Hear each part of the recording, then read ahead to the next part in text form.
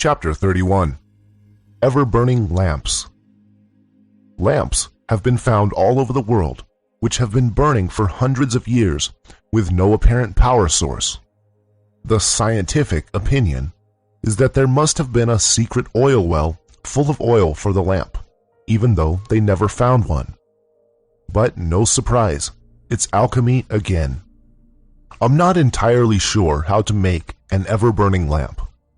From my understanding, it needs to be in a hermetically sealed container.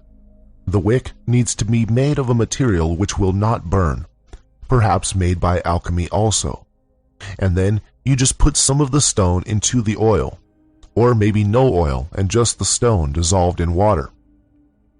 I found a nice article on the internet with some good research and history on ever-burning lamps. I'm going to quote this instead of writing about the lamps myself. The author of this article is an alternative history researcher called Ellen Lloyd. Ellen thought that the lamps were made with an alien technology, which is not that far from the truth, and may be more believable than the truth. But there were no aliens, just humans with the Philosopher's Stone. Quote from The Mystery of Ever-Burning Lamps by Ellen Lloyd, August 23, 2006. Now the house of Solomon the king was illuminated as by day, for in his wisdom he had made shining pearls, which were like unto the sun, the moon, and the stars, in the roof of his house. From the Queen of Sheba and her only son Minelech. Imagine that you found a small burning lamp hidden deep in an ancient vault. This mysterious lamp, which is in perfect preservation, has burned continuously without fuel for the last 2,000 years. What would you think of your remarkable discovery? Most likely, you would wonder whether the precious lamp that you were holding in your hands is a magical object, a work of God, or perhaps some evil powers. Could this ancient treasure be a proof of highly advanced technology? Did our ancestors discover the secret of eternal light? Although it might sound amazing, and for some even impossible, certain extraordinary findings clearly show that perpetual light was rather common in prehistory. I deal with advanced ancient technology in voices from legendary times to a large extent. In my book, I uncover a number of strange enigmas from all over the world. Perpetual light is an ancient technology that to this day remains a mystery. During the Middle Ages, a number of ever-burning lamps were discovered in ancient tombs and temples. Based on ancient records, we learn that these mysterious objects were found all over the world, in India, China, South America, North America, Egypt, Greece, Italy, United Kingdom, Ireland, France, and many other countries. Unfortunately, looters, vandals, and superstitious diggers who feared that these objects possessed supernatural powers destroyed many of the lamps. As we all know, the Middle Ages cannot be characterized as a particularly scientific period. It was a dark time for those who persuaded knowledge. Still, curiosity is a part of human nature, and questions were asked. How were the ancients able to produce lamps which could burn without fuel for hundreds, and in some cases thousands of years? From whom did our ancestors gain their secret knowledge? Naturally, the subject of perpetual light became quickly a controversy, and the opinions among the authorities were divided. Some authors rejected the idea of a never-ending flame, despite the evidence they were confronted with. A small group of more open-minded and enlightened persons confirmed the existence of, if not eternal, then at least very long-lasting light. Many, on the other hand, accused the pagan priests of performing clever tricks. However, a majority of the learned men acknowledged the unusual findings and declared the perpetual lamps to be a work of the devil. This was a common explanation in the Dark Ages. As soon as something was unknown, of pagan origin, or not in accordance with the rules set by the early Roman Church, it was labeled as an invention of the dark forces, the devil and his demons. Some speculated that secret Hebrew societies had preserved what in modern days is known as electricity. For example, the occult writer Eliphas Levi, don't believe this guy, he's so theatrical, relates a curious story in his book, History de la Magie.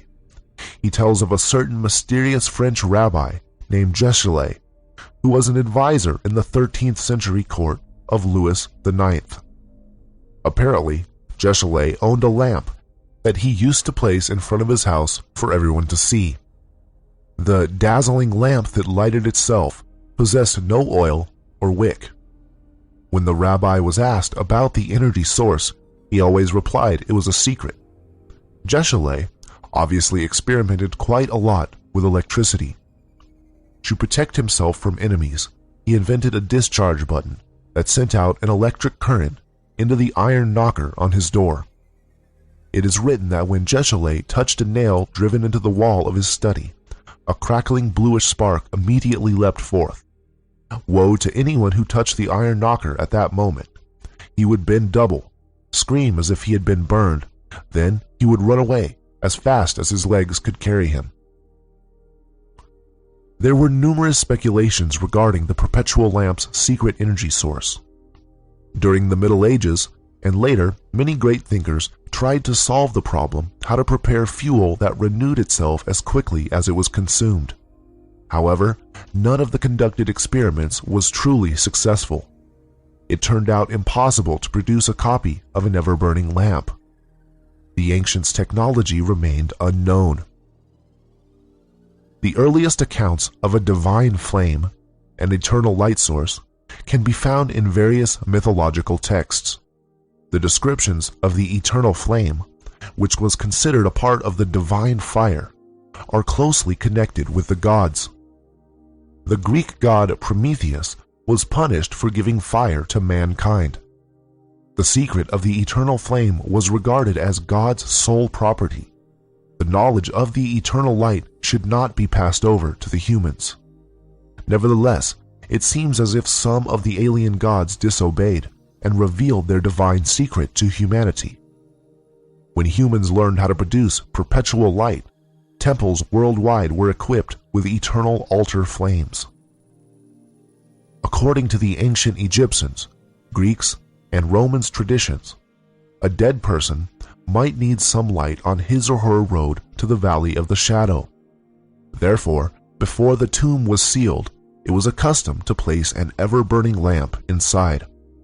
The lamp served as an offering to the god of the dead, and it kept evil spirits away. Its light also offered the deceased the required guidance on the journey to the underworld.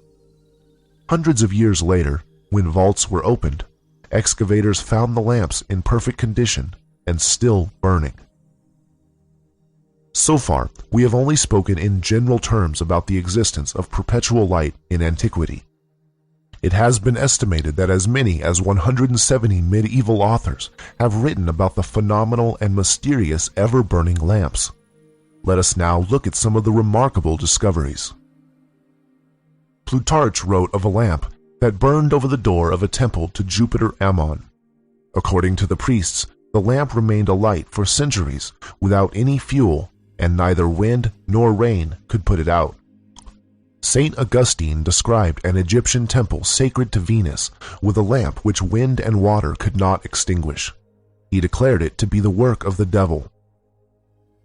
In 527 AD, at Edessa, Syria, during the reign of Emperor Justinian, soldiers discovered an ever-burning lamp in a niche over a gateway, elaborately enclosed to protect it from the air.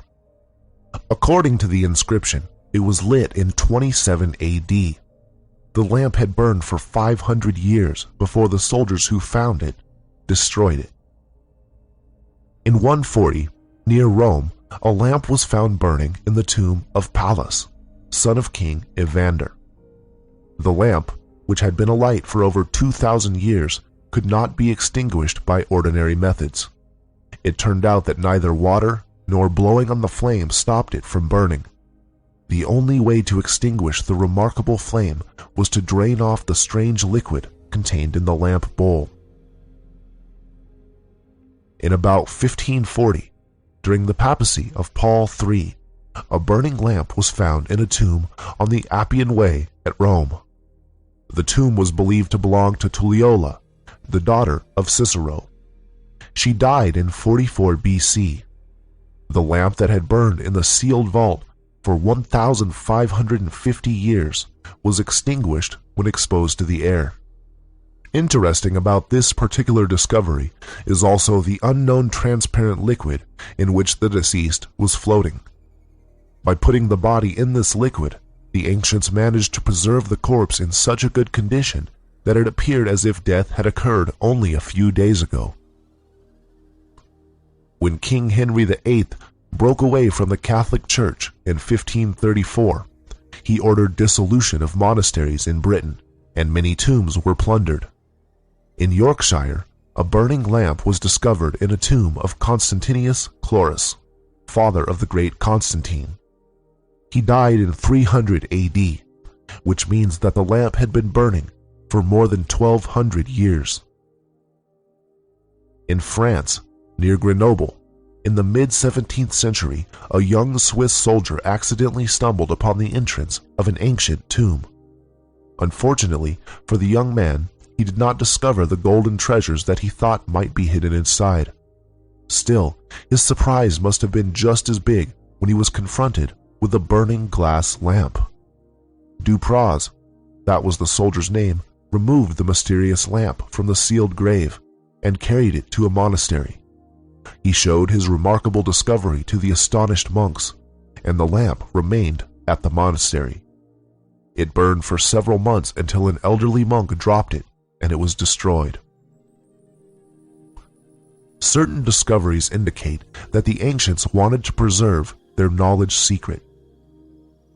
In his notes to St. Augustine, 1610, Ludovicus Vives writes about a lamp that was found in his father's time, in 1580 AD. According to the inscription, the lamp was burning for 1,500 years. However, when it was touched, it fell to pieces. Obviously, Ludovicus Vives did not share some of St. Augustine's views. He considered perpetual lamps to be an invention of very wise and skilled men, and not the devil. Were the Rosicrucians familiar with the secrets of eternal light? It would seem so. When the tomb of Christian Rosencreutz, alchemist and founder of the Rosicrucian order, was opened 120 years after his death, a shining lamp was found inside. Another interesting case worth mentioning occurred in England, where a mysterious and most unusual tomb was opened. It was believed that the sepulchre was of a Rosicrucian. A man who discovered the tomb noticed a burning lamp hanging from the ceiling, lighting up the underground chamber. As the man took some steps forward, certain part of the floor moved with his weight. At once, a seated figure in armor started to move. The figure rose to its feet and hit the lamp with some sort of a weapon. The precious lamp was destroyed. The goal had been accomplished. The lamp's substance remained a secret. The discoveries I mention in this article are only a small representation of all remarkable findings worldwide. Who knows how many more lamps are still burning, hidden in ancient vaults, undiscovered and protected from the outside world. The ancients were familiar with perpetual light.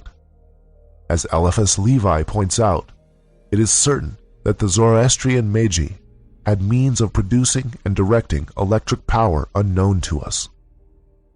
Yes, indeed, and the ancient Egyptians, Greeks, Romans, and other cultures possessed the same knowledge. King Solomon was a wise man when he wrote, "There is no new thing under the sun. Is there anything whereof it may be said, See, this is new? It hath been already of old time, which was before us." End quote.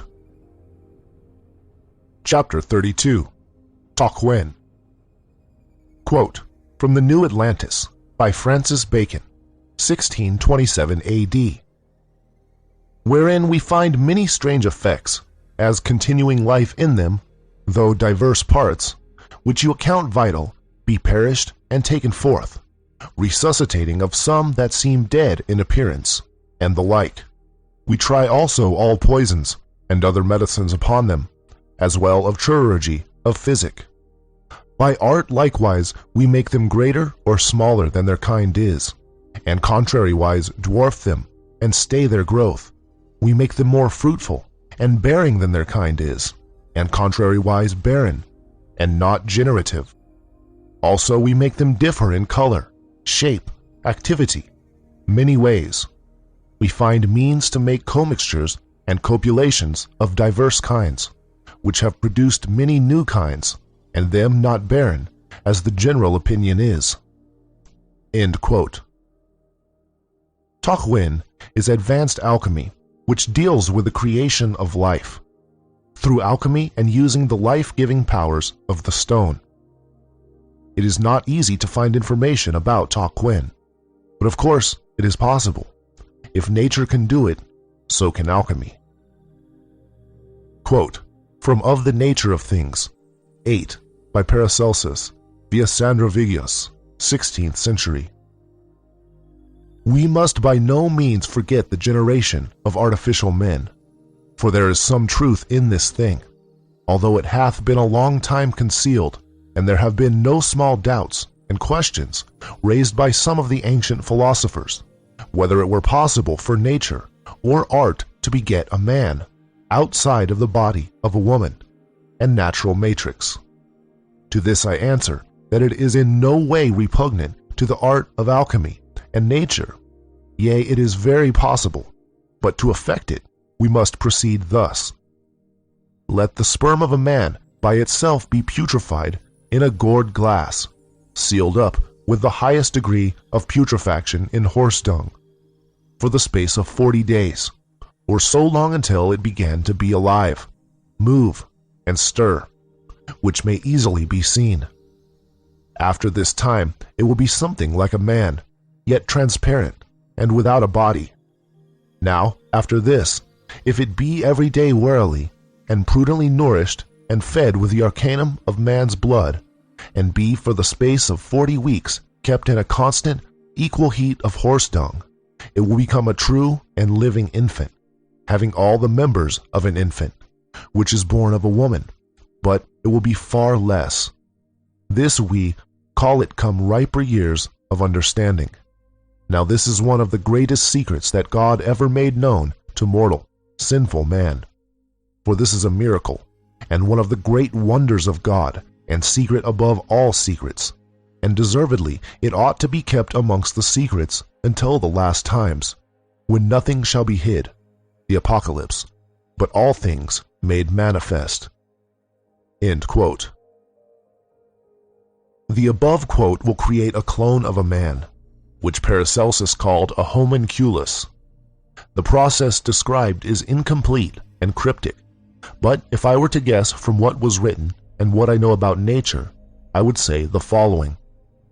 The sperm is to be put in a 1-liter round-bottom flask, hermetically sealed, and put on a circulating moist heat, which should be body temperature, until it putrefies, turns black, then comes out of the putrefaction and turns transparent, at which point it will be some kind of embryo. Now at this point we add the stone, dissolved in water, or possibly we should have added this right at the beginning. With a moist heat, again, the clone will form into a baby in 9 months. If we want to dwarf or giantify the clone, this can be done by adding more or less of the water. Perhaps from any cells a clone could be created. And what would happen if we include cells from 2 different people? Would it be a child of them? What about 3 or more people? What about from 2 different animals, or animals and humans? This stuff is all possible, although it is probably much more complicated than just placing cells or seeds from different animals in the same flask. Perhaps they have to be started separately and then combined. I don't know. The quote at the top of this chapter implies it is possible to make hybrids of different animals, or animals and humans, and the resulting creature is capable of giving birth itself. This implies the hybrid has new and stable DNA and is for all intents and purposes a new creation. Perhaps some of the animals around today were created by alchemy. Dogs and cats are an interesting case since they have never been wild in their current form, and they have been living alongside humans throughout recorded history. Cats especially had high status in ancient Egypt, which was big on alchemy. In the Jewish alchemical tradition, an alchemically created man was known as a golem. Quote from Homunculi, Golems, An Artificial Life by Gary Lachman, 2006. The notion of man-made humans, or other living creatures fashioned by human hands, has a long history in mythology and folklore. In recent years, with the development of genetic engineering, virtual reality, and artificial life of various sorts, it has gained a new significance. But our current fascination with, not to mention dread over, the increasing likelihood of genetically modified and artificial humans is not, in essence, a particularly new development. It touches on some of the central themes of religion and the occult and magical practices that emerged from a once powerful but now submerged spiritual belief. The Kabbalah, for example, includes legends and stories about the alchemical homunculus, or little man, and the golem, a kind of proto-Frankenstein's monster.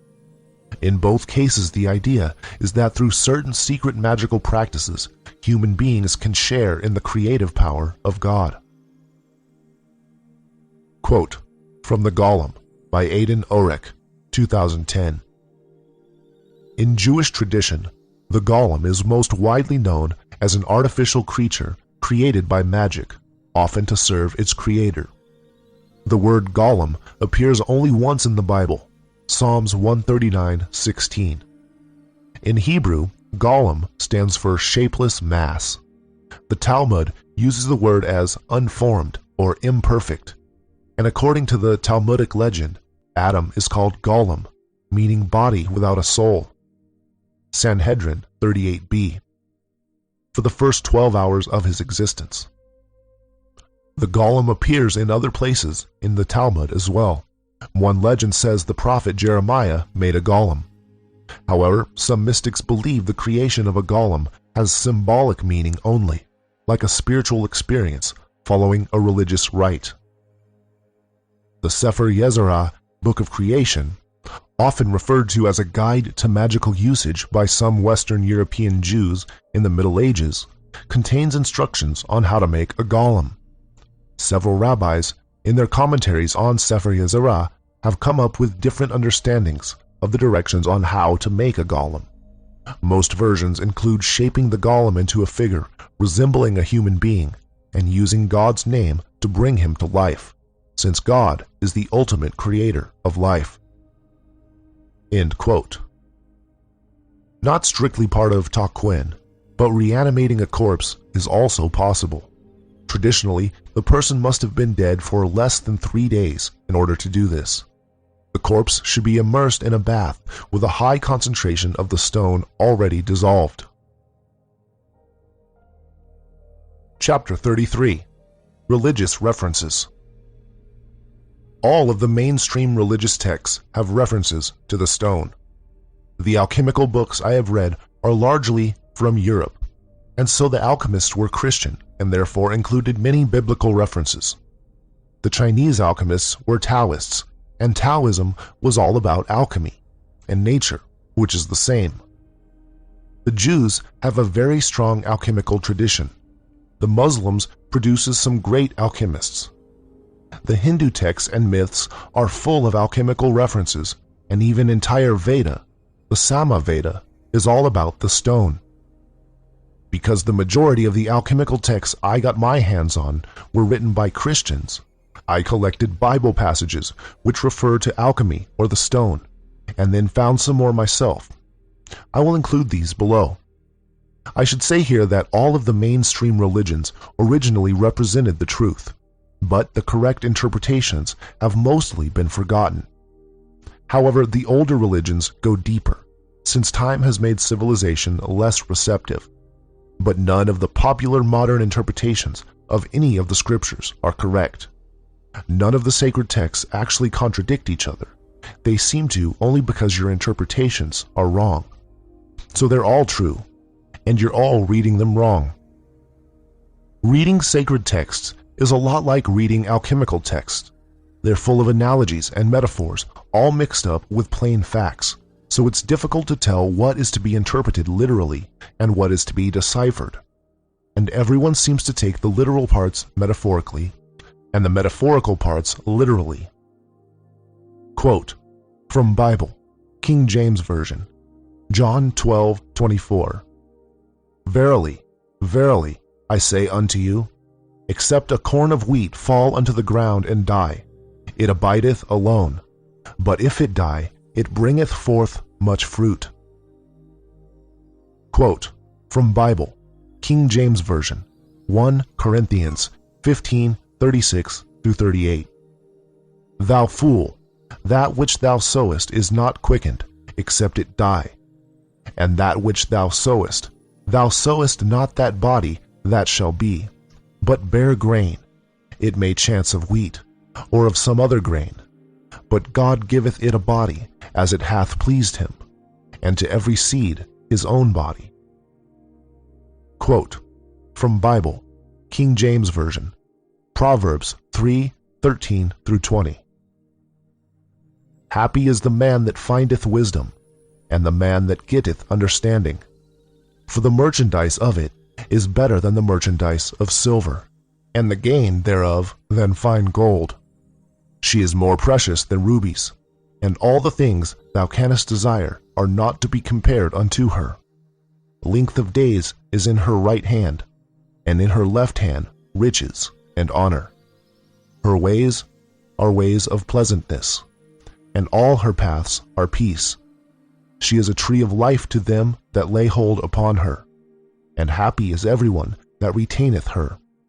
The Lord by wisdom hath founded the earth, by understanding hath he established the heavens.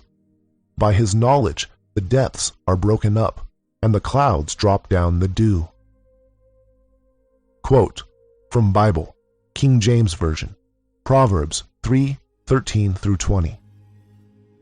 On the left hand, where he doth work, but I cannot behold him. He hideth himself on the right hand, that I cannot see him. But he knoweth the way that I take. When he hath tried me, I shall come forth as gold. My foot hath held his steps. His way have I kept, and not declined. Quote, from Bible, King James Version, Song of Solomon, 5:10-16. My beloved is white and ruddy, the chiefest among 10,000. His head is as the most fine gold. His locks are bushy, and black as a raven. His eyes are as the eyes of doves by the rivers of waters, washed with milk, and fitly set. His cheeks are as a bed of spices, as sweet flowers. His lips like lilies, dropping sweet-smelling myrrh. His hands are as gold rings set with a beryl. His belly is as bright as ivory overlaid with sapphires. His legs are as pillars of marble, set upon sockets of fine gold. His countenance is as Lebanon, excellent as the cedars. His mouth is most sweet, yea, he is altogether lovely. This is my beloved, and this is my friend, O daughters of Jerusalem. Quote, from Bible, New International Version, 2011, Zechariah 4-6. Zechariah 4. Then the angel who talked with me returned and woke me up, like someone awakened from sleep. He asked me, what do you see? I answered, I see a solid gold lampstand with a bowl at the top and 7 lamps on it, with 7 channels to the lamps. And there are 2 olive trees by it, one on the right of the bowl and the other on its left. I asked the angel who talked with me, what are these, my Lord? He answered, do you not know what these are? No, my Lord, I replied. So he said to me, this is the word of the Lord to Zerubbabel, not by might nor by power, but by my Spirit, says the Lord Almighty. What are you, mighty mountain? Before Zerubbabel, you will become level ground. Then he will bring out the capstone to shouts of God bless it, God bless it. Then the word of the Lord came to me. The hands of Zerubbabel have laid the foundation of this temple. His hands will also complete it. Then you will know that the Lord Almighty has sent me to you. Who dares despise the day of small things, since the 7 eyes of the Lord that range throughout the earth will rejoice when they see the chosen capstone in the hand of Zerubbabel? Then I asked the angel, what are these 2 olive trees on the right and the left of the lampstand? Again I asked him, what are these 2 olive branches beside the 2 gold pipes that pour out golden oil? He replied, do you not know what these are? No, my Lord, I said. So he said, these are the 2 who are anointed to serve the Lord of all the earth. Zechariah 5. I looked again, and there before me was a flying scroll. He asked me, what do you see? I answered, I see a flying scroll, 20 cubits long and 10 cubits wide. And he said to me, this is the curse that is going out over the whole land. For according to what it says on one side, every thief will be banished, and according to what it says on the other, everyone who swears falsely will be banished. The Lord Almighty declares, I will send it out, and it will enter the house of the thief, and the house of anyone who swears falsely by my name. It will remain in that house and destroy it completely, both its timbers and its stones. Then the angel who was speaking to me came forward and said to me, look up and see what is appearing. I asked, what is it? He replied, it is a basket. And he added, this is the iniquity of the people throughout the land.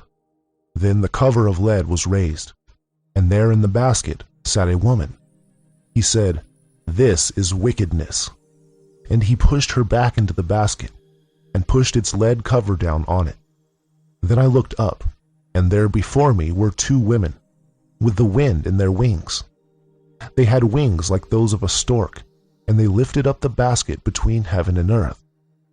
Where are they taking the basket? I asked the angel who was speaking to me. He replied, to the country of Babylonia, to build a house for it. When the house is ready, the basket will be set there in its place. Zechariah 6. I looked up again, and there before me were 4 chariots, coming out from between 2 mountains, mountains of bronze. The first chariot had red horses, the second black, the third white, and the fourth dappled, all of them powerful. I asked the angel who was speaking to me, what are these, my Lord? The angel answered me, these are the 4 spirits of heaven, going out from standing in the presence of the Lord of the whole world. The one with the black horses is going toward the north country, the one with the white horses toward the west, and the one with the dappled horses towards the south.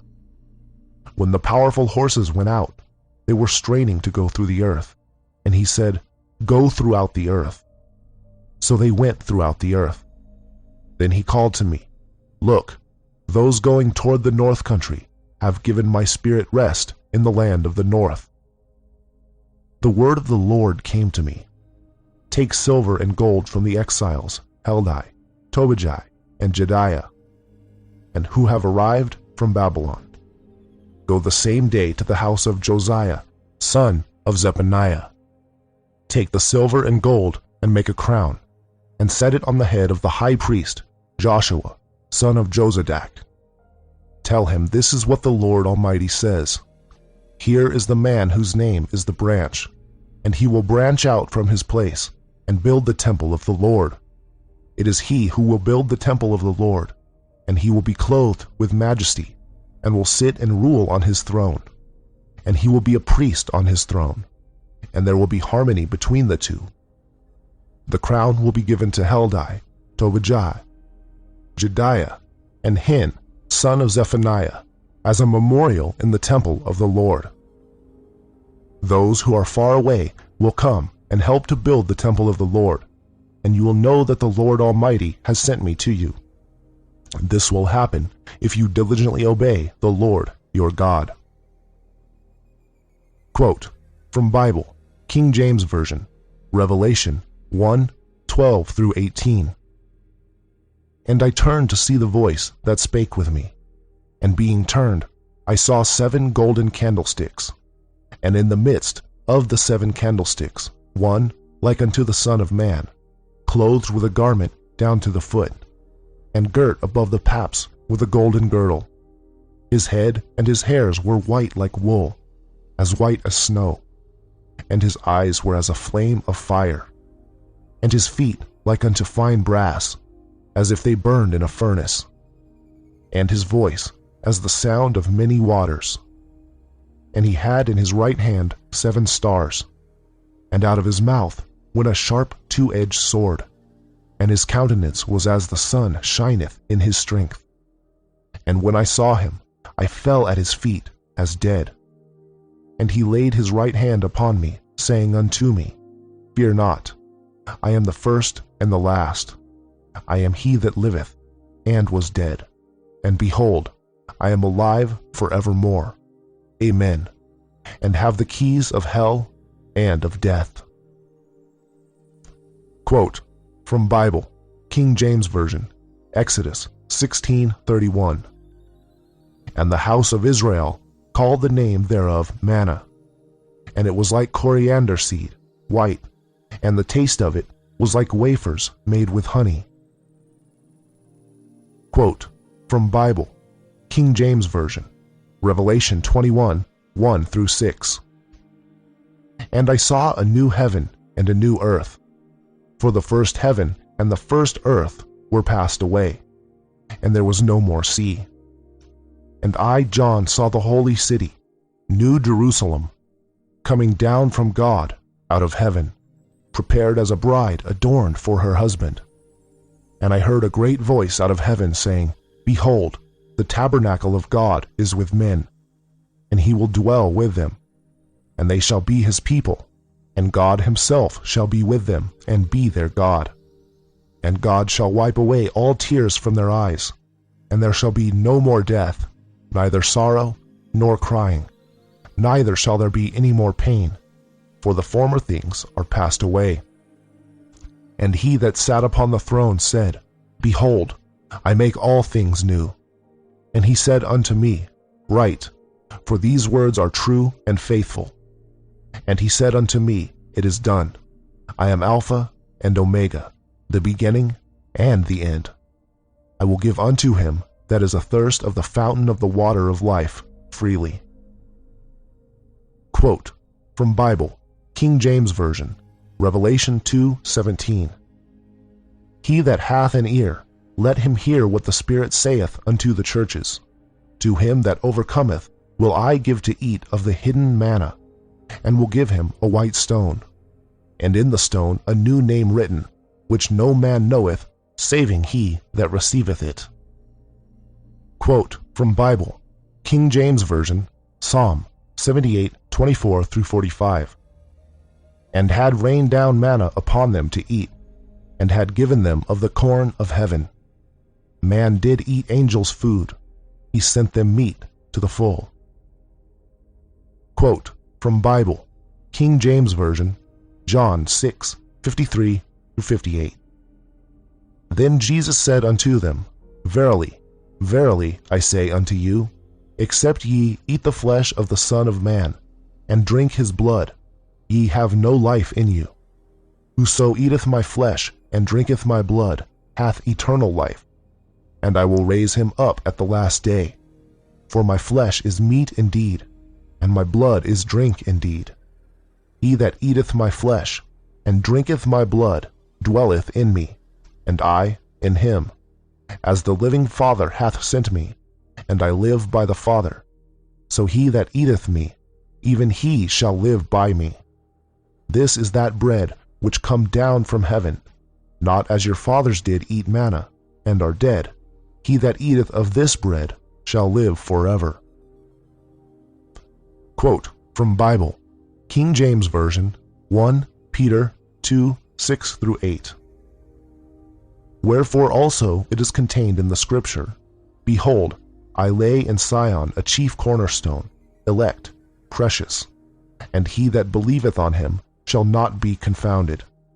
Unto you, therefore, which believe he is precious, but unto them which be disobedient, the stone which the builders disallowed, the same is made the head of the corner, and a stone of stumbling, and a rock of offense, even to them which stumble at the word, being disobedient, whereunto also they were appointed. Quote from Bible, King James Version, Genesis 3:22. And the Lord God said, The man has now become like one of us, knowing good and evil. He must not be allowed to reach out his hand and take also from the tree of life and eat and live forever. Quote from Bible, King James Version, Genesis 2:4-7.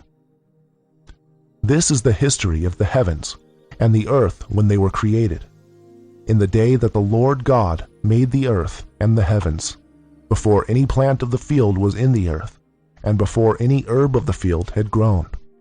For the Lord God had not caused it to rain on earth, and there was no man to till the ground. But a mist went up from the earth, and watered the whole face of the ground. And the Lord God formed man of the dust of the ground, and breathed into his nostrils the breath of life, and man became a living being. End quote. Since Hinduism is full of alchemical references, I thought I'd give you a taster. I also don't want to look like I'm favoring Christianity. Personally, I like Hinduism a lot, as it goes much deeper. Quote from Rig Veda 1, Hymn XCI Soma. 1. Thou, Soma, art preeminent for wisdom. Along the straightest path thou art our leader. Our wise forefathers, by thy guidance, Hindu, dealt out among the gods their share of treasure. 2. Thou by thine insight art most wise, O Soma, strong by thine energies, and all-possessing. Mighty art thou by all thy powers and greatness. By glories art thou glorious, guide of mortals. 3. Thine are King Varuna's eternal statutes, lofty and deep. O Soma is thy glory. All pure art thou, like Mitra the beloved, adorable, like Aryaman, O Soma. 4. With all thy glories on the earth, in heaven, on mountains, in the plants, and in the waters, with all of these, well pleased and not in anger, accept, O royal Soma, our oblations. 5. Thou, Soma, art the lord of heroes, king, yea, Virtra slayer thou art auspicious energy. 6. And, Soma, let it be thy wish that we may live and may not die. Praise-loving lord of plants art thou. 7. To him who keeps the law, both old and young, thou givest happiness and energy that he may live. 8. Guard us, King Soma, on all sides from him who threatens us. Never let the friend of one like thee be harmed. 9. With those delightful aids which thou hast, Soma, for the worshipper, even with those protect thou us. 10. Accepting this our sacrifice, and this our praise, O Soma, come, and be thou nigh to prosper us. 11. Well skilled in speech, we magnify thee, Soma, with our sacred songs. Come thou to us, most gracious one. 12. Enricher, healer of disease, wealth finder, prospering our stone, be, Soma, a good friend to us. 13. Soma, be happy in our heart, as milch kine in the grassy meads, as a young man in his own house. 14. O Soma, God, the mortal man who in thy friendship hath delight. Him doth the mighty sage befriend. 15. Save us from slanderous reproach. Keep us, O Soma, from distress. Be unto us a gracious friend. 16. Soma, wax great. From every side may vigorous powers unite in thee. Be in the gathering place of strength. 17.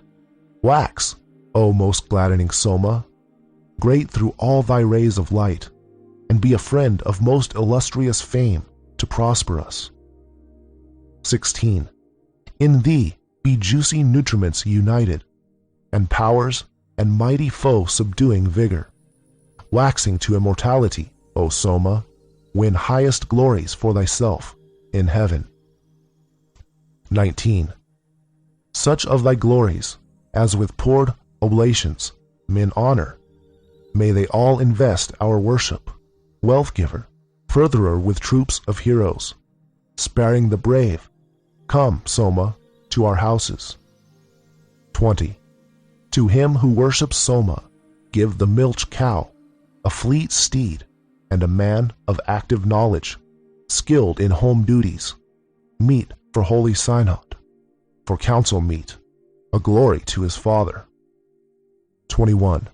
Invincible in fight, saver in battles, guard of our camp, winner of light and water, born amid hymns, well housed, exceeding famous, victor, in thee will we rejoice, O Soma. 22. These herbs, these milch kine, and these running waters, all these, O Soma, thou hast generated. The spacious firmament hast thou expanded, and with the light thou hast dispelled the darkness. 23. Do thou, God Soma, with thy godlike spirit, victorious, win for us a share of riches. Let none prevent thee. Thou art Lord of valor. Provide for both sides in the fray for booty. End quote. Chapter 34. Prehistory. I was going to elaborate much more in this chapter and all the ones following, but I'm getting lazy of writing this book, so I'm going to do the history section in a nutshell. You can look up anything yourself if you want more information. The Great Year, or Precession of the Equinoxes, is a 25,920-year cycle. Quote from the Precession of the Equinoxes by ancientwisdom.co.uk. The precession of the equinoxes refers to the observable phenomena of the rotation of the heavens, a cycle which spans a period of approximately 25,920 years, over which time the constellations appear to slowly rotate around the Earth, taking turns at rising behind the rising sun on the vernal equinox. This remarkable cycle is due to a synchronicity between the speed of the Earth's rotation around the sun and the speed of rotation of our galaxy. The precession of the equinoxes equals 25,920 years, equals 360-degree rotation. If the sky is divided into 12 constellations, 25,920 divided by 12 equals 2,160. Note, 6 times 10 times 6 equals 360, and 360 times 6 equals 2,160. A new sign appears on the horizon each 2,160 years, 30 degrees. Note, 2 times 2,160, or 12 times 360, equals 4,320 years. Therefore, to move 1 degree on the horizon equals 72 years.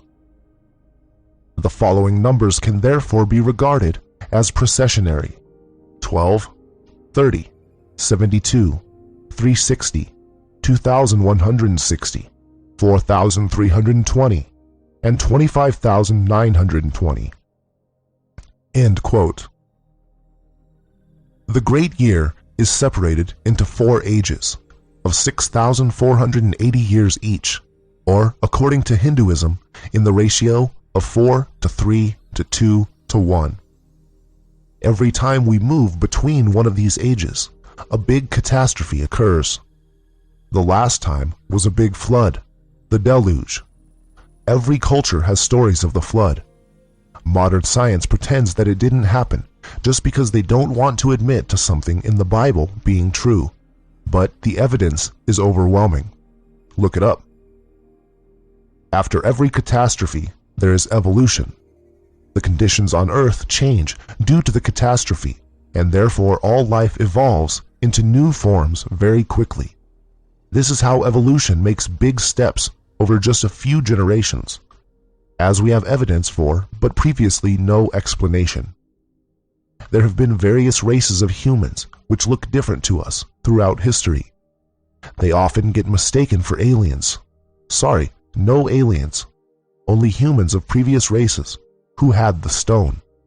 Didn't you wonder at how all other animals come in so many shapes and sizes?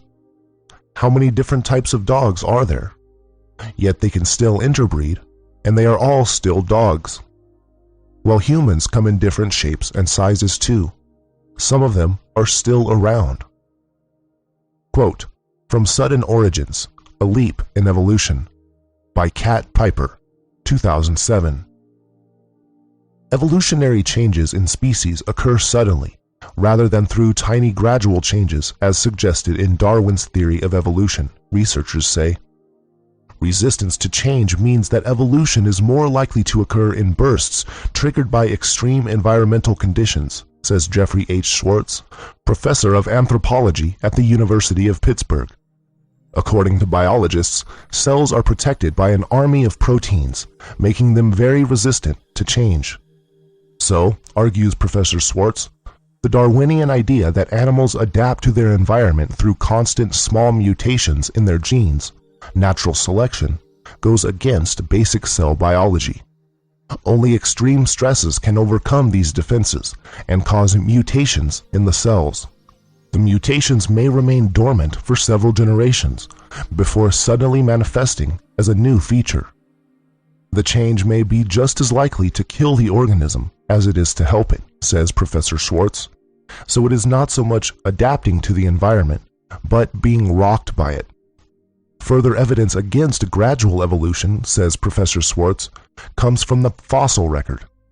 If organisms evolved slowly and continuously, you would expect to see this reflected in fossil finds. What is actually seen is large changes from one species to the next. Most scientists explain this by saying that the missing links have not yet been discovered. End quote. These 4 ages are symptoms of the development, evolution of the Earth. In the same way the stone is developed, following the laws and cycles of nature. The planet is evolving, as are all life forms living on or in the planet. Evolution happens mostly in short bursts. These things are all connected: natural cycles, time, evolution, catastrophes, purification. Purification occurs by water or fire. With these alternating, it achieves higher and higher degrees of purification, or evolution. The Golden Age. Catastrophe. The Earth evolves, along with humans and animals. Everyone has the stone, or if they don't, then they don't need it. Everyone is truly happy. No one needs any rules or technology. There is no such thing as money. Truth and nature is obvious. Everyone is very spiritual. Good times. The Silver Age. Catastrophe. The Earth evolves, along with humans and animals. Everyone has the stone. People are mostly happy. People start developing advanced technology. This is the age of technology. There's no need to work still, but people like inventing things. Ownership of property starts, which causes problems, and by the end, there are wars. The Bronze Age. Catastrophe. The Earth evolves, along with humans and animals. The survivors keep the stone away from the new, evolved humans and call themselves gods. They build cities and rule the new humans. There is still some technology which the gods keep for themselves. The gods decide gold and silver are to be the new currency, since they can easily produce these two metals and the new humans cannot. People are happy half the time.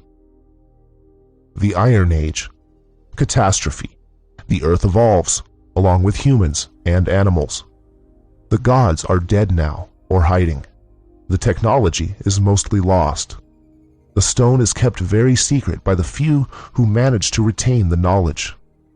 People start to care about money more than anything else.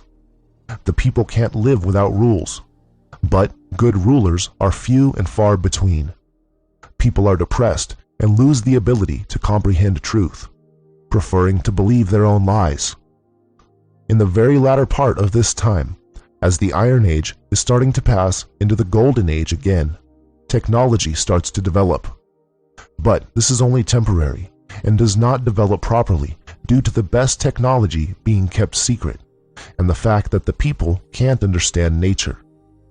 At the end of the Iron Age, the stone is rediscovered and released back into the world, which is the catalyst causing all secrets to be released and ushers in the Golden Age.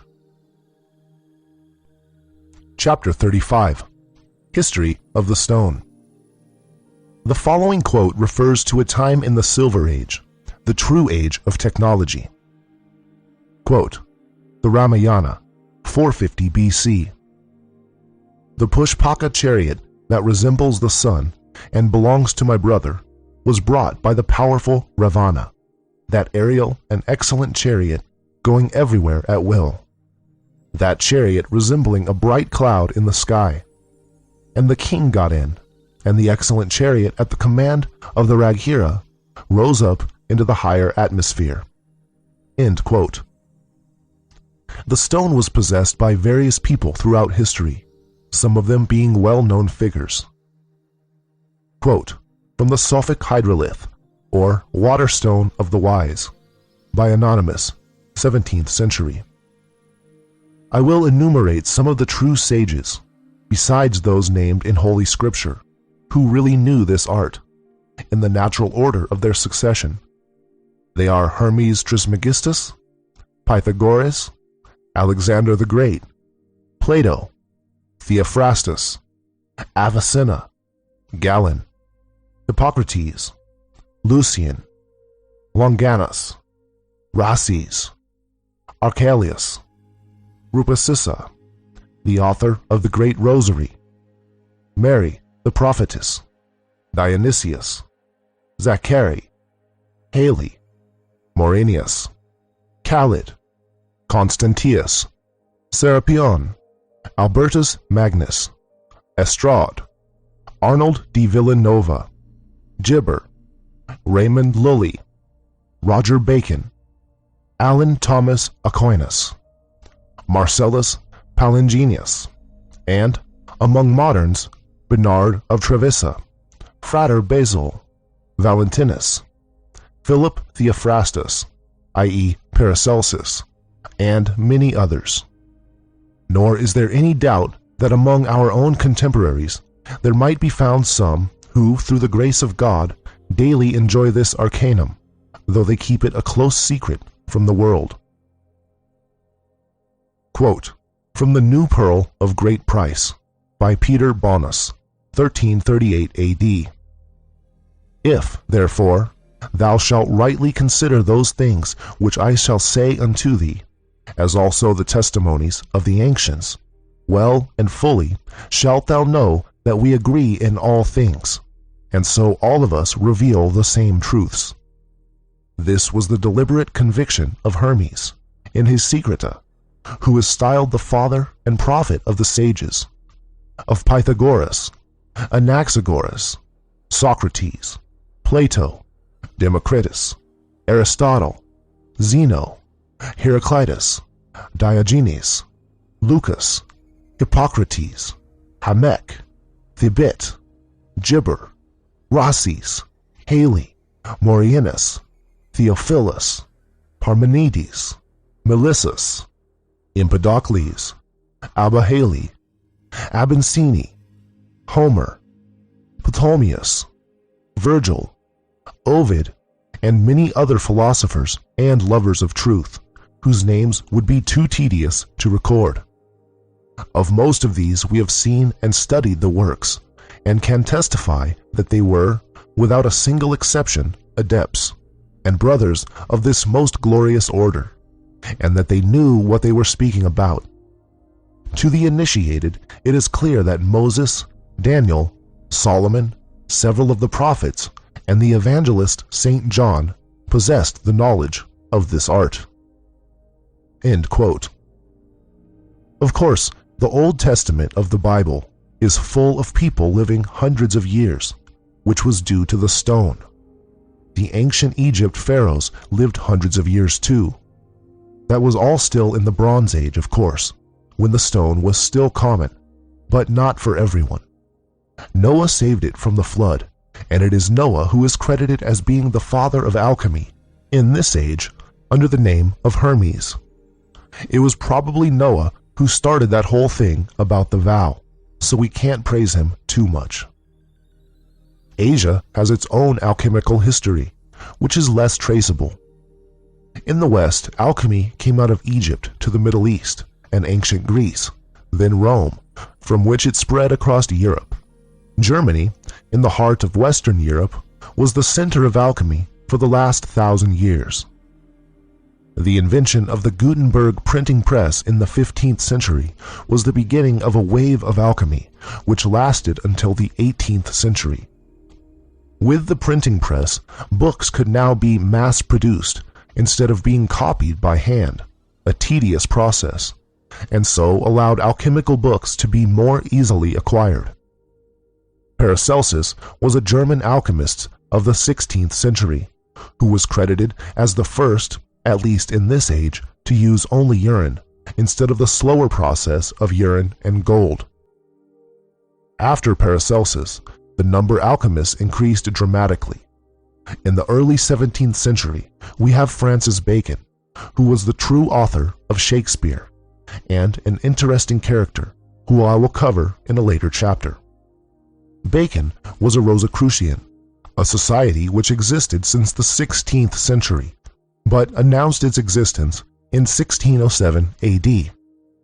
The Rosicrucians were a secret society of alchemists. The Rosicrucians will get their own chapter too.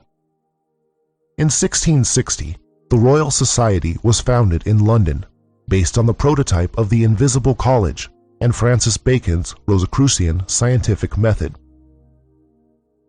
Around the same time, Freemasonry also became popular.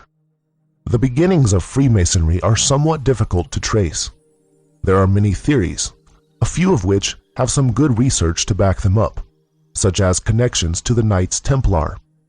But certainly, it was in the mid-17th century when Freemasonry became popular, more centralized, and heavily influenced by the Rosicrucians.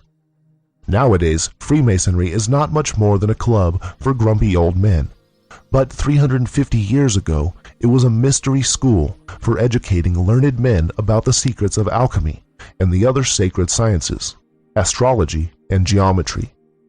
A mission in which it failed admirably, since no one understood the true meaning of the symbolism.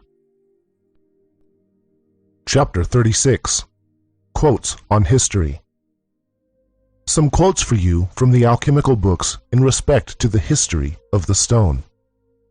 Quote from the Aurora of the Philosophers by Theophrastus Paracelsus, 16th century. Chapter 1. Concerning the origin of the philosopher's stone.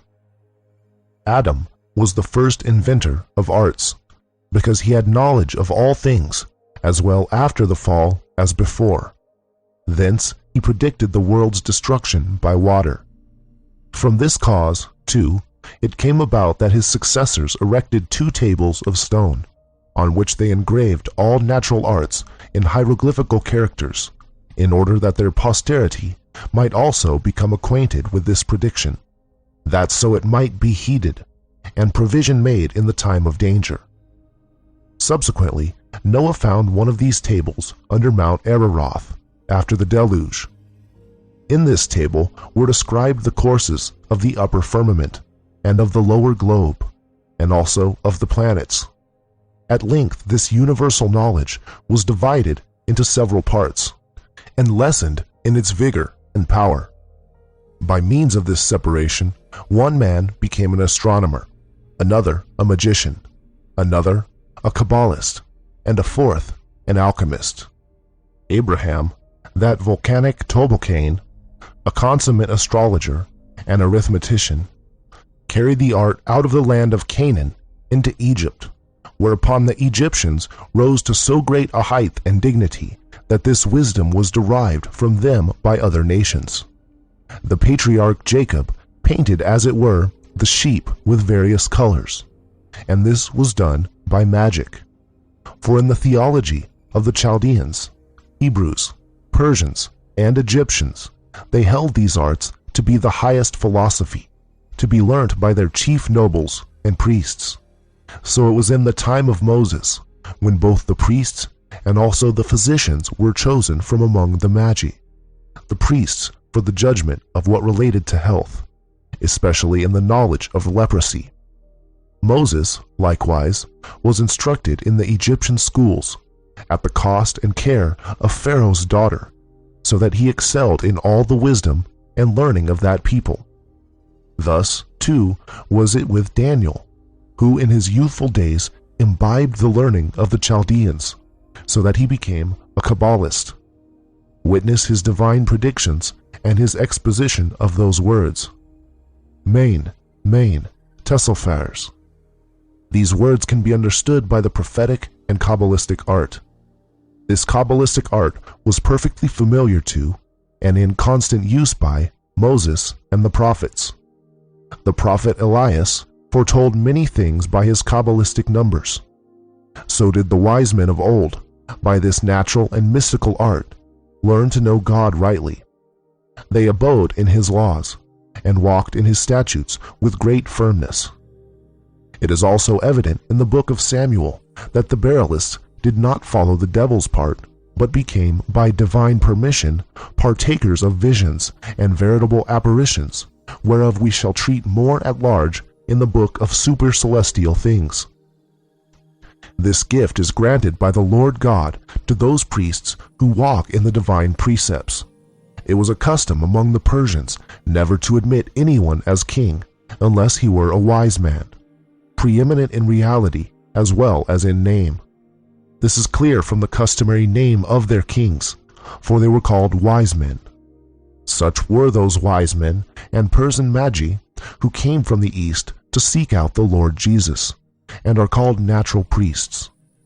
The Egyptians, also, having obtained this magic and philosophy from the Chaldeans and Persians, desired that their priests should learn the same wisdom, and they became so fruitful and successful therein that all the neighboring countries admired them. For this reason, Hermes was so truly named Trismegistus, because he was a king, a priest, a prophet, a magician, and a sophist of natural things. Such another was Zoroaster. Chapter 2, wherein is declared that the Greeks drew a large part of their learning from the Egyptians, and how it came from them to us. When a son of Noah possessed the third part of the world after the flood, this art broke into Chaldea and Persia, and thence spread into Egypt. The art, having been found out by the superstitious and idolatrous Greeks, some of them who were wiser than the rest betook themselves to the Chaldeans and Egyptians, so that they might draw the same wisdom from their schools.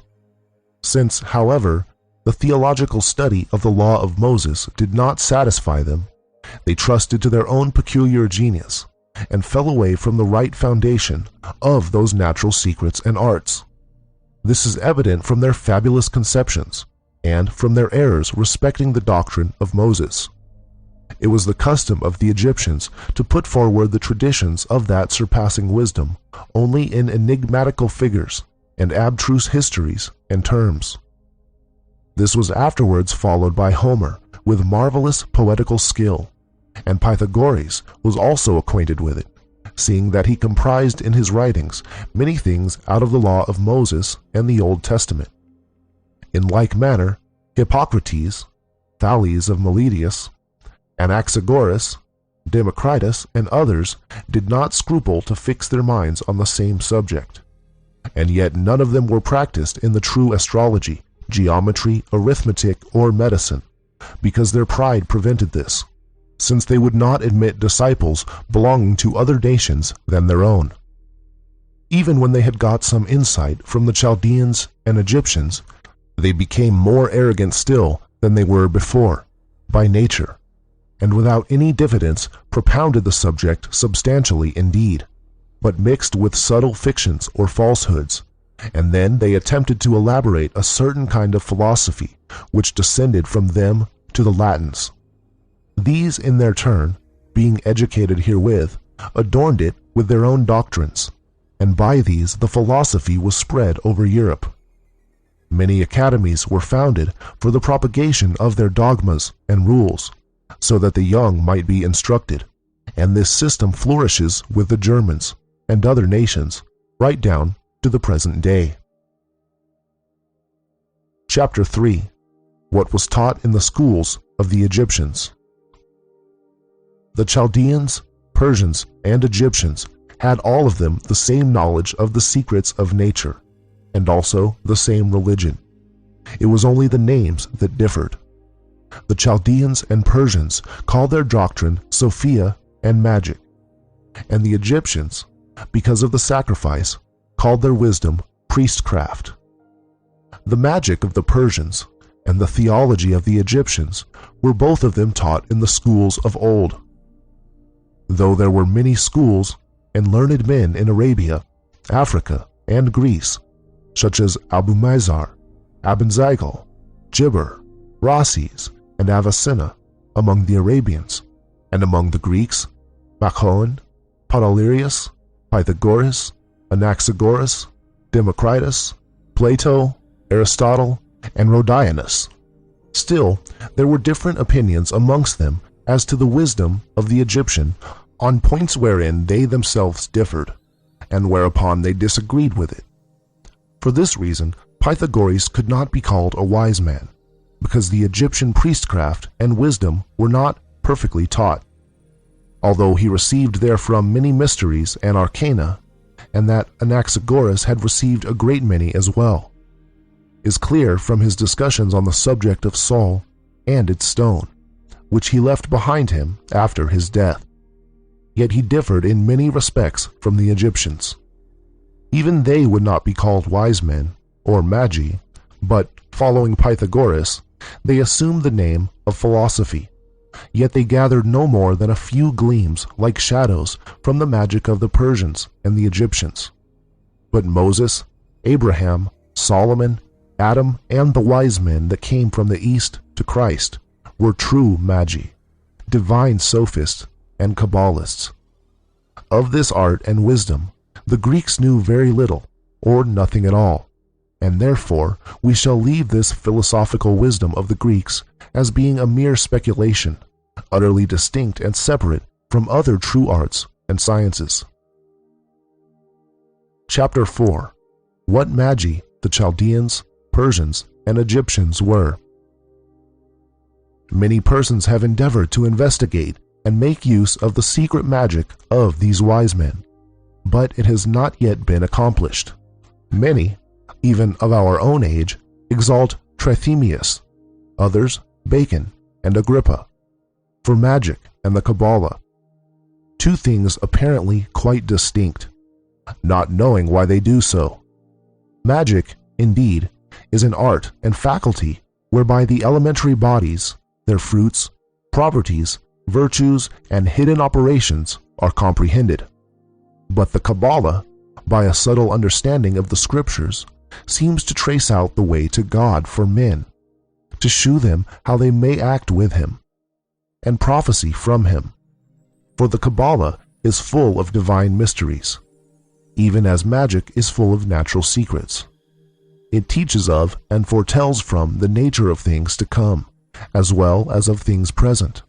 since its operation consists in knowing the inner constitution of all creatures, of celestial as well as terrestrial bodies, what is latent within them, what are their occult virtues, for what they were originally designed, and with what properties they are endowed. These and the like subjects are the bonds wherewith things celestial are bound up with things of the earth, as may sometimes be seen in their operation, even with the bodily eyes. Such a conjunction of celestial influences, whereby the heavenly virtues acted upon inferior bodies, was formerly called by the Magi a Gamahea, or the marriage of the celestial powers and properties with elementary bodies. Hence ensued the excellent commixtures of all bodies, celestial and terrestrial, namely of the sun and planets, likewise vegetables, minerals, and animals. Quote from the Metamorphosis of Metals by Irenaeus Philalethes, 1694 AD. Hermes, surnamed Trismegistus, is generally regarded as the father of this art, but there are different opinions with regard to his identity. Some say he was Moses. All agree that he was a very clear-sighted philosopher, the first extant author on the subject, and was also of Egyptian extraction. Others say that Enoch invented the art, and, before the coming of the flood, described it on the so-called Emerald Tables, which were afterwards found by Hermes in the valley of Hebron. Many assert that it was known to Adam, who revealed it to Seth, that Noah carried the secret with him into the ark, and that God revealed it to Solomon. But I do not agree with those who claim for our art a mystical origin, and thus only make it ridiculous in the eyes of a scornful world. It is founded on the eternal verities of nature. Why need I trouble my head with the problem whether this or that antediluvian personage had a knowledge of it? Even for me to know that it is now true and possible, that it has been exercised by the initiated for many centuries and under the most distant latitudes.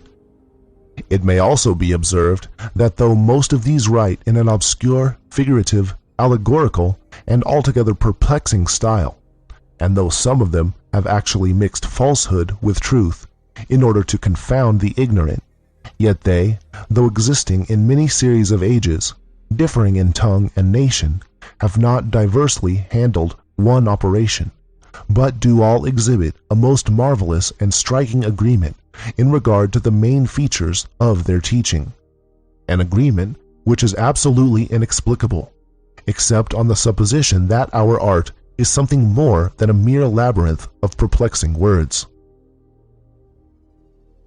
Quote from the Sophic Hydrolith, or Water Stone of the Wise, by Anonymous, 17th century.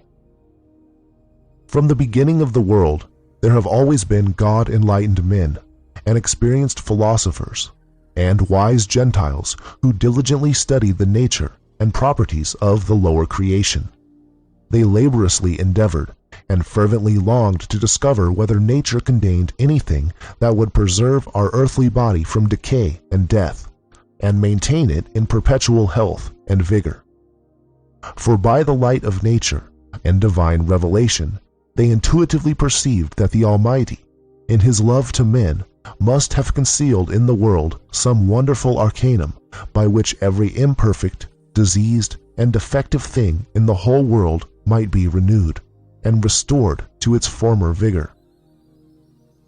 By the most diligent and careful search, they gradually found out that there was nothing in this world that could procure for our earthly and corruptible body immunity from death, since death was laid upon the protoplasts, Adam and Eve, and their posterity as a perpetual penalty.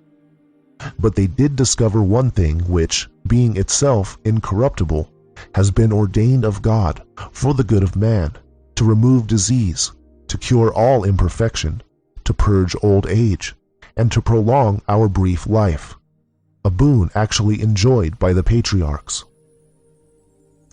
For by its aid, Noah is said to have built the ark, Moses the tabernacle with all its golden vessels, and Solomon the temple. besides accomplishing many other great deeds, fashioning many precious ornaments, and procuring for himself long life and boundless riches. Quote, from a golden and blessed casket of nature's marvels, by Benedictus Figulus, 1607 AD. After the flood, the general understanding and knowledge of this true natural philosophy became weakened in force and scattered in fragments in all directions. Hence arose a subdividing of the whole into parts, and one has become an astronomy, another a magician, a third a Kabbalist, a fourth an alchemist, and especially did it afterwards flourish in Egypt. Quote from Man, the best and most perfect of God's creatures, by Benedictus Figulus, 1607 AD. For Adam, created by God, full of understanding and perfect knowledge of natural things, doubtless knew that those were capable of prolonging human life and securing immunity from disease. Doubtless he also taught the same to some of his descendants, and they again to others. Hence many of the fathers lived to the age of 700, 800, and more years. But some did not live so long, this secret not being revealed to all. Quote, from a dialogue by Alexander von Suchten, 16th to 17th century. Adam, our first father, who had knowledge of all arts, also received that of medicine from God, and it was kept secret by the learned, as the great gift from God, until Noah's time. When God destroyed the world by the flood, the art of medicine, with many other controlled arts, was lost.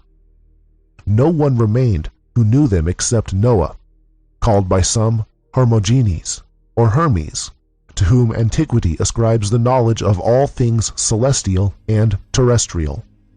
The same Noah, before his death, described medicine, skillfully concealing it among another matter. After his death, this knowledge returned to God, and thus, through the flood and Noah's death, was taken away from the human race. Whence came the idols which, before Christ, were in Europe, Africa, and Asia? Our human reason has speculated them out, and thus also has it happened with medicine. After Noah's time, men, harassed by diseases, sought refuge, one in herbs, another in animals, a third in stones and metals, and thus one thing after another was tried, without full knowledge of the same, which had some appearance of virtue. But there was as yet no doctor. The sick were carried to some public place, those who had similar complaints shewing them the remedies used by themselves, which the patients tried on chance. Such was medicine until the time of Apollo, i.e. 1915 BC. This Apollo was a clever and learned man, and carefully noting those things which proved efficacious in diseases, he began to visit the sick, and thus became a public physician, to whom, after his death, a temple was erected and divine honors were paid. In such honor was medicine then held, which today begs its bread. Aesculapius, succeeding his father, also treated the sick with skill and knowledge inherited from his father, and to him there was a temple erected, as to a god. After his death, the kings commanded that all medical discoveries and observations should be written down and publicly exhibited on the walls of the temple of Aesculapius. 457 years after came Hippocrates Cus, who was commanded to arrange the experiments in the temple of Aesculapius, which he did, and, from these experiments, first invented methodical medicine. Hence from him, medicine, as now taught in the schools, derives its origin. When empirical medicine thus came into great honor in Greece, many physicians arose, as Diocles, Chrysippus, Corystenius, Anaxagoras, Erostratus. 500 years after Hippocrates came Galenus, a plausible man who described the Hippocratic medicine, painting it in beautiful colors, inventing causes and symptoms of diseases, ascribing virtues to herbs, and teaching the cure of feverish illness by cold, that of cold ones by heat. Thus did human speculation from experiments deduce the science of medicine, yet at bottom it was no science, but mere opinions accepted as truth itself. But God, who is not always wrath with man, has, in our own time, chosen Philip Theophrastus Bombast of Hohenheim to rekindle the light of medical science, and to expose the deceit practiced in his day. Therefore this Theophrastus is the true monarch of medicine, and will remain so until the end of time." End quote. Chapter 37. Timeline. The following is a timeline of alchemical events, which I copied directly from alchemywebsite.com. It's not complete, and I didn't update it with any more information. The purpose of this timeline is just to give you a general feel for the history. History can never be recorded or written about correctly, so I don't feel it's necessary to be too serious about it. Anyway, history repeats itself. Quote, from Timeline of Events in the History of Alchemy by alchemywebsite.com. 1144. Earliest dated Western alchemical treatise. Robert of Chester, Decomposition Alchemy. 1148. Hildegard of Bingen, Writing on Science. 1150. Turba Philosophorum, translated from Arabic. 1225. Michael Scott Liber Introductorius, Liber Particularis. 1230. Bartholomew Angelicus de Rerum Proprietatibus. 1231. First mention of alchemy in French literature, Roman de la Rose. 1235. Robert Grosseteste, Bishop of Lincoln, discusses transmutation of metals in De Artibus Liberalibus and De Generation Stellarum. 1240. The Dominican Thomas of Contemporary mentions alchemy in his Liber de Natura Rerum. 1250. Vincent de Beauvais, Speculum Maius. This encyclopedia mentions alchemy in many places. 1256. King Alfonso the Wise of Castile orders translation of alchemical texts from Arabic. He is supposed to have written Tesoro, a treatise on the philosopher's stone. 1257. Franciscan friar Bonaventura Diaz Leo's Liber Compostela provides some alchemical recipes. 1264. Albertus Magnus, Bishop of Regensburg, writes De Mineralibus. 1266. Roger Bacon, Opus Maius. 1267. Roger Bacon, Opus Tertium. 1270. Thomas Aquinas is sympathetic to the idea of alchemical transmutation in his Summa Theologia. 1272. Provincial chapter at Narbonne forbade the Franciscans to practice alchemy. 1273. Dominican order at Pest warned friars not to study or teach alchemy. 1275. Raymond Lull Ars Magna. 1300. Arnold of Villanova writes a number of important treatises on alchemy. Questiones tam essentialis quam accidentalis, Epistola suba alchemia ad regum Neapolitanum, de secretis naturae, Exempla de arta philosophorum. 1310. Dante begins work on his Divine Comedy. 1313. Friars Minors Constitution Generalis Antiqua forbade the friars to practice alchemy. 1314. Destruction of the Knights Templar. 1317. Pope John XXII's papal bull against alchemical counterfeit spondit, quas non exhibent. Cistercians ban alchemy. 1318, the monk Adolf Muethe, driven from the Cistercian monastery at Walkenried for practicing alchemy.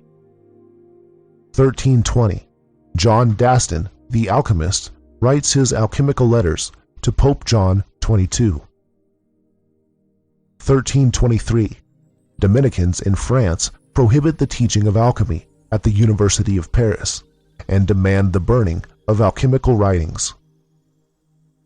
1329, King Edward III requests Thomas Carey to find two alchemists who have escaped and to find the secret of their art. 1330, Pope John XXII gives funds to his physician to set up a laboratory for a certain secret work. 1335, Petrus Bonus of Ferrara, Preciosa Margarita Novella. 1339, Pope Benedict XII orders an investigation into the alchemical activities of some clerics and monks.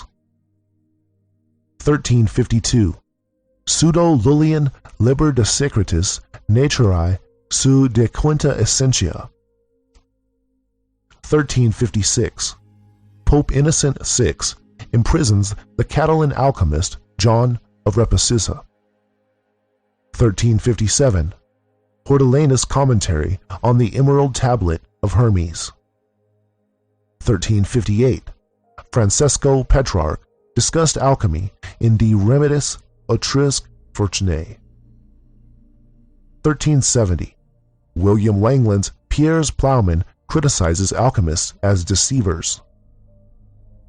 1374, John of Livonia, canon and trier, writes 3 books on the vanity of alchemy. 1376, the Dominican Directorium Inquisitorium, the textbook for inquisitors, places alchemists among magicians and wizards.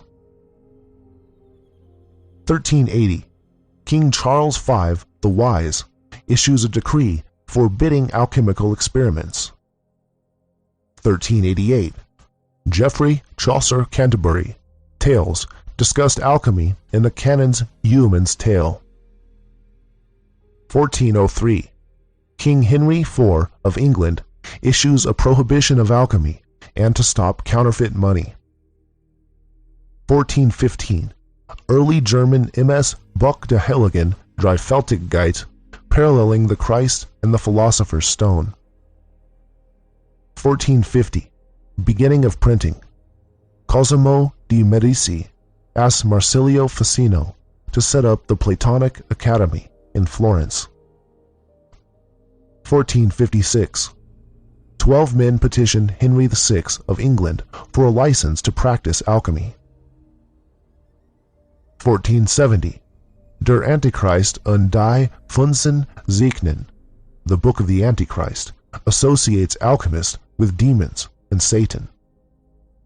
1471, George Ripley Compound of Alchemy, Ficino's translation of the Corpus Hermeticum. 1474, Christopher of Paris, Elucidarius. 1476, George Ripley, Medulla Alchemae. 1477, Thomas Norton writes his Ordinal. 1484, Avicenna's De Anima. Hieronymus Bosch Garden of Earthly Delights. 1485, Gibber, Summa Perfectionis. 1488, the figure of Hermes Trismegistus is put into the mosaic pavement in Siena Cathedral. 1494, Sebastian Brandt, the Ship of Fools, discussed methods used by cheating alchemists. 1497, Tractatus contra Alchemistas, written by a Dominican, questions the genuineness of alchemical gold. 1499, Hypnerotomachia Polyphily. 1505, Burbuckland provides first published information on traditions of mining. 1519, Braunschweig's Das Buch zu Destillerien. 1530, Georgius Agricola Burmanus, book on mining and extraction of ores. 1531, Agrippa's 3 books of occult philosophy. 1532, earliest manuscript of the Splendor Solis. 1540, Vanessio Bernogucci de la Peritechna. 1541, In hoc volumine Alchemia, first alchemical compendium. 1546, Petrus Bonus, Pretiosa Margarita Novella of 1335, printed. 1550, Rosarium Philosophorum, published. 1555, first edition of Alessio Piemontesi Secreti. 1556, Georgius Agricola de re Metallica. 1560, Adam von Bodenstein begins his work of editing various writings of Paracelsus, Giambattista della Porta Magia Naturalis. 1561, Peter Perna prints the compendium of 53 alchemical treatises, Verae Alchemiae Artistic Metallica. 1564, Nazares il Metaformosae Metallico et Humano, John Dee's Hieroglyphic Monad. 1572, Peter Perna prints the compendium Alchemiae quam vocant. 1574, Peter Perna prints the collected works of Paracelsus in Latin. 1580, Rabbi Loew of Prague makes the Golem. 1582, Reusner Pandora. 1589, Edward Kelly embarks on his public alchemical transmutations in Prague. 1591, reprinting of John Dee's Hieroglyphic Monad. 1595, Libavius Alchemiae. 1599, first appearance of a work of Basil Valentine, Book of Lambspring included in Barnard's Triga Chimica. 1600, Giordano Bruno executed. 1602, publication of the first volumes of the Compendium of Alchemical Text, Theatrum Chemicum. 1604, Basil Valentine's Triumphal Chariot of Alchemy, Simon Studion's Naumetria MS Novum Lumen Chemicum.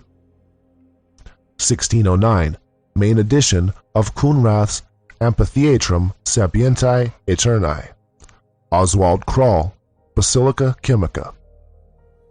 1610, Jean Beguin Tyrocinium Chemiceum.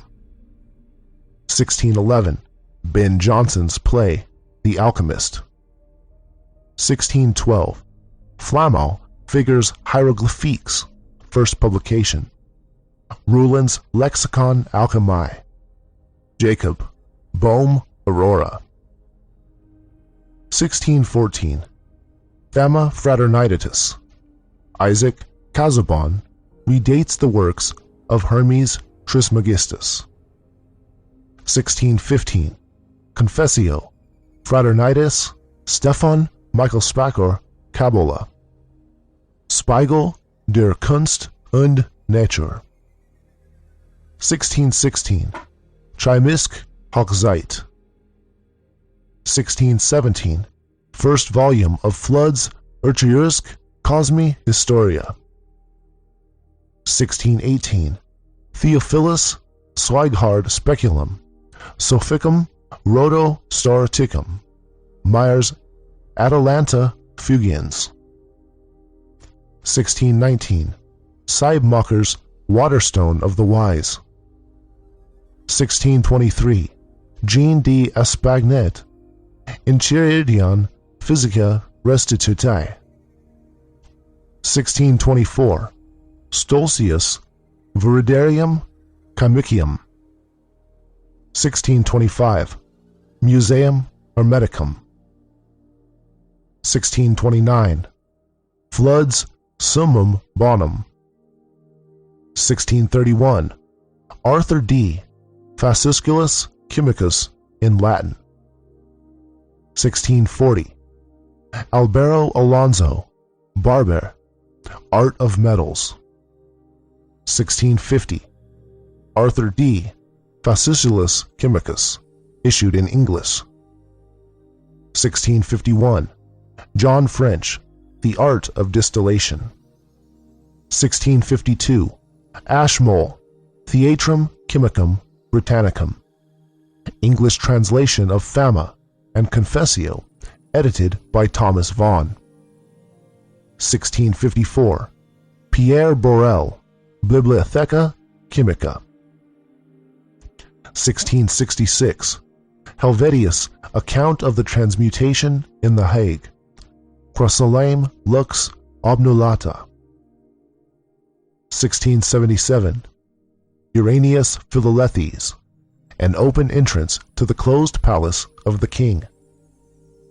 1670. Montfaucon de Villars, Satyrus Secretet Nolede in his Comte de Gabales. 1672. Bibliothèque des Philosophes Chimiques. 1673. William Cooper begins to publish works on alchemy, especially those of Uranius Philalethes. 1674. Nor von Rosenroth's Kabbalah Denudata. 1677. Mutus Liber. 1682. Gichtel's edition of the collected works of Bohm. 1690. Publication of the English translation of The Chemical Wedding of Christian Rosenkreutz. 1702. Manget Bibliotheca Chimica Curiosa, Alchemical Compendium. 1710. Samuel Richter begins to form the Order of the Golden and Rosy Cross. 1719. George von Welling, Opus Mago Kabbalisticum, first edition. 1973. Kirchwedger's Golden Chain of Homer. 1728. Frederick Roth Schultz, Deutsches Theatrum Chemicum.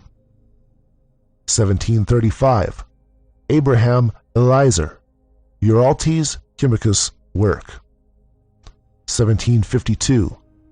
Hermaphroditus' Son und Mondskind. 1758. Dom Pernety, Dictionnaire Mytho-Hermetique. 1776. Adam Weishaupt forms the Order of Illuminati of Bavaria. 1779. Birkholz, Der Compass der Weisen. 1783. James Price commits suicide after performing some alchemical experiments. 1785. Geheim Figurum, The Secret Symbols of the Rosicrucians.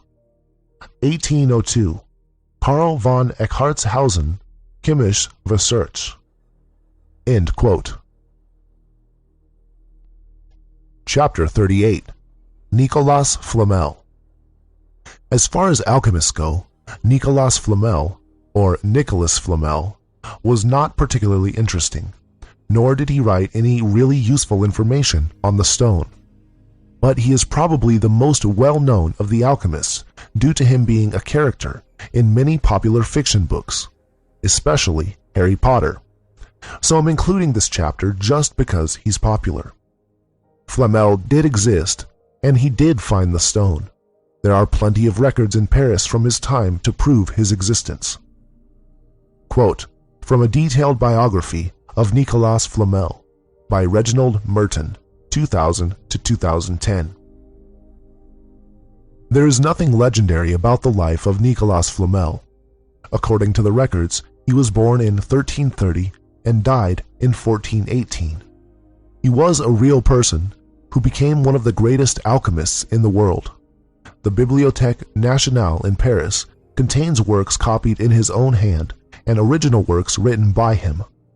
All the official documents relating to his life have been found: his marriage contract, his deeds of gift, his will. His history rests solidly on these substantial material proofs for which men clamor if they are to believe in obvious things. To this indisputably authentic history Legend has added a few flowers. But in every spot where the flowers of legend grow, underneath there is the solid earth of truth. Quote, from Seeking the Immortal Nicolas Flamel in Paris, by Dennis D. Jacobs, 2010. Yes, Nicolas Flamel of Harry Potter fame was a real person. Some believe he is a real person. Flamel was born in 1330 in Paris, or its immediate environs. He achieved success as a scrivener and bookseller in Paris. He and his wife, Pernelle, spent their later years in a house at 51 Rue de Montmorency. Built in 1407, the house is the oldest in Paris still standing. You can literally get a flavor for Nicolas Flamel's home by dining in the restaurant that occupies the building's ground floor, the Auberge Nicolas Flamel. You can also learn more about Flamel by taking the Mysteries of Paris Ghost Tour. This English-language tour begins not far from Flamel's home at O'Sullivan's Rebel Bar near the Châtelet Metro station at 10 Rue des Lombards. Like the majority of his fellow countrymen, Flamel was Catholic. One night, he had a dream in which an angel presented him with a book. At first you will understand nothing in it, the angel told him, but one day you will see in it that which no other man will be able to see. Not long after, a young man in need of money appeared in his bookstep, offering him a manuscript called the Book of Abraham, the Jew. Flamel recognized it immediately as the book from the dream and did not quibble over the asking price of the 2 florins. The book contained many strange characters and diagrams, and the word Maranatha repeated over and over on every page. It was written by a man who allegedly was a Levite prince, as well as a prince, astrologer, and philosopher. It promised curses to anyone who read it who was not a priest or a scribe.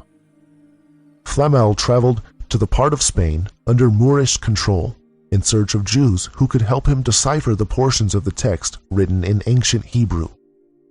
He found a man in Lyon who could translate the few pages of the book Abraham Flamel had brought with him. The man agreed to return to Paris with Flamel to help decipher the rest of the book, but became ill in Orleans and died.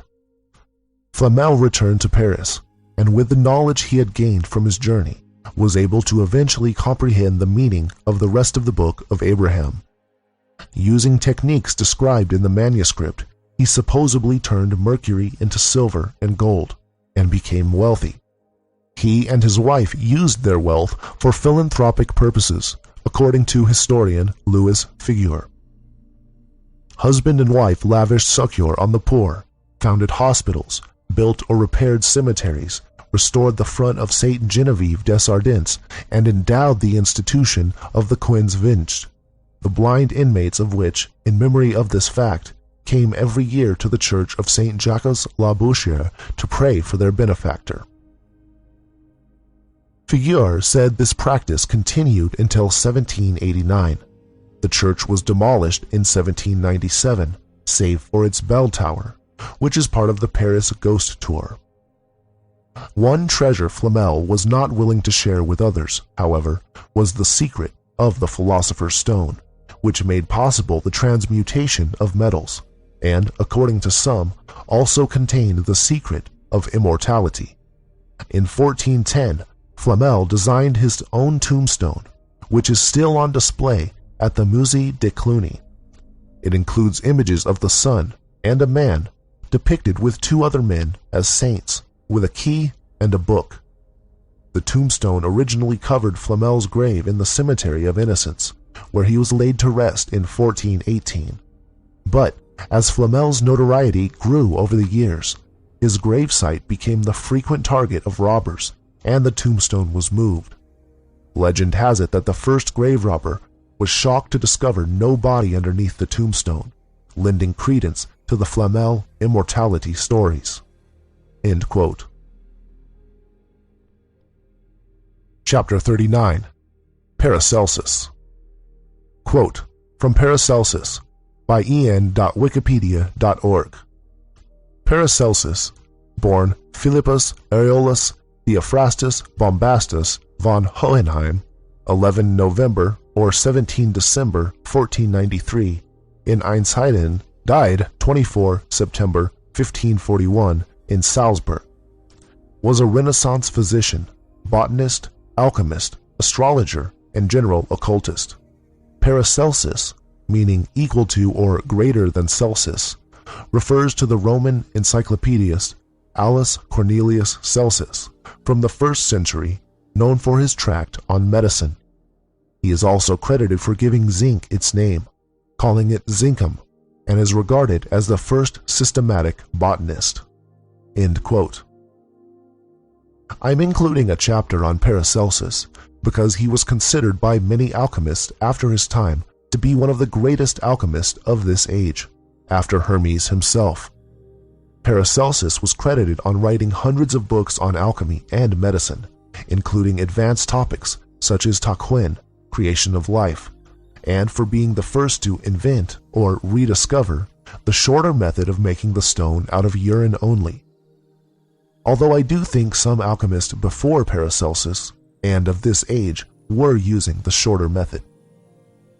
I only had access to a few of Paracelsus' books, some of which appear to be forgeries, and of those that were not, they were not very detailed, so Paracelsus wasn't a big help to me. But certainly Paracelsus was the first of a wave of alchemists who wrote much more openly about the art after the invention of the Gutenberg printing press. It's possible he had a connection to the Rosicrucians, since they were already existent in Germany during Paracelsus' life, although still silent during this time. Some people have supposed Paracelsus to be the founder of the Rosicrucians, although there is no evidence to support that. Paracelsus' life story is not very interesting, at least the way it's told today, so I will not waste your time reproducing it here. You can look it up if you're interested.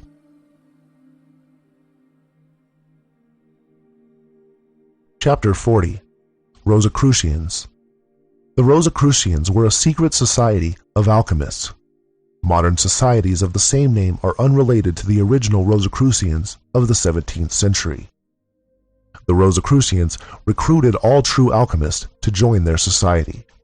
They had agents in every country of Europe and were a strong influence in the establishing the New World in America, Freemasonry, and modern science as we know it. Quote from Rosicrucianism by en.wikipedia.org. Rosicrucianism is a philosophical secret society said to have been founded in late medieval Germany by Christian Rosenkreuz. It holds a doctrine or theology built on esoteric truths of the ancient past, which, concealed from the average man, provide insight into nature, the physical universe, and the spiritual realm. Rosicrucianism is symbolized by the Rosy Cross. Between 1607 and 1616, two anonymous manifestos were published, first in Germany and later throughout Europe. These were Fama Fraternitas RC, the fame of the Brotherhood of RC, and Confessio Fraternitatis, the Confession of the Brotherhood of RC. The influence of these documents, presenting a most laudable order of mystic philosopher doctors and promoting a universal reformation of mankind, gave rise to an enthusiasm called by its historian Dame Frances Yates the Rosicrucian Enlightenment. End quote. According to the altar of the Theraphik Tai and the New Atlantis, the Rosicrucians lived together in a castle in Germany. They performed all kinds of experiments and invented many new technologies. They also had access to advanced ancient technology. Furthermore, the Rosicrucians secretly influenced the world by planting inventions and ideas when and where they saw fit. Quote from the Altar of the Theraphik Tai by B.M.I. of the Rosicrucians, 1616 A.D.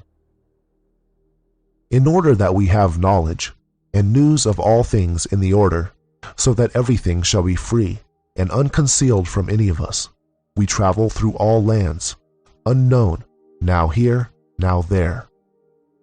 We have in these times many things, which were invented by the ancients, which we admit and experiment with, and readily allow them to pass, which if rightly looked at, are hardly to be comprehended by human mind. On little do we live, well satisfied with something. Our bodies we cure, according to nature properly. Therefore, our health is good indeed, and we live many a long year, which creeps softly along like a tender rivulet, runs equally away on its course. Quote, from The New Atlantis by Francis Bacon, 1627 A.D. We practice likewise all conclusions of grafting and inoculating, as well of wild trees as fruit trees, which produceth many effects. And we make by art, in the same orchards and gardens, trees and flowers, to come earlier or later than their seasons, and to come up and bear more speedily than by their natural course they do. We make them also by art greater much than their nature, and their fruit greater and sweeter, and of differing taste, smell, color, and figure from their nature. And many of them we so order as that they become of medicinal use. Wherein we find many strange effects, as continuing life in them, though diverse parts, which you account vital, be perished and taken forth, resuscitating of some that seem dead in appearance, and the like. We try also all poisons and other medicines upon them, as well of chirurgy, of physic. By art likewise we make them greater or smaller than their kind is, and contrariwise dwarf them and stay their growth. We make them more fruitful and bearing than their kind is, and contrariwise barren and not generative. And also we make them differ in color, shape, activity, many ways. We find means to make commixtures and copulations of diverse kinds, which have produced many new kinds, and them not barren as the general opinion is. We have also diverse mechanical arts, which you have not, and stuffs made by them, as papers, linen, silks, tissues, dainty works of feathers, of wonderful luster, excellent dyes, and many others, and shops likewise as well for such as are not brought into vulgar use among us, as for those that are. For you must know that of the things before recited, many of them are grown into use throughout the kingdom, but yet, if they did flow from our invention, we have of them also for patterns and principles. We procure means of seeing objects afar off, as in the heaven and in remote places, and represent things near as afar off, and things afar off as near, making feigned distances. We have also helps for the sight, for above spectacles and glasses in use. We have also glasses and means to see small and minute bodies, perfectly and distinctly, as the shapes and colors of small flies and worms, grains and flaws and gems, which cannot otherwise be seen.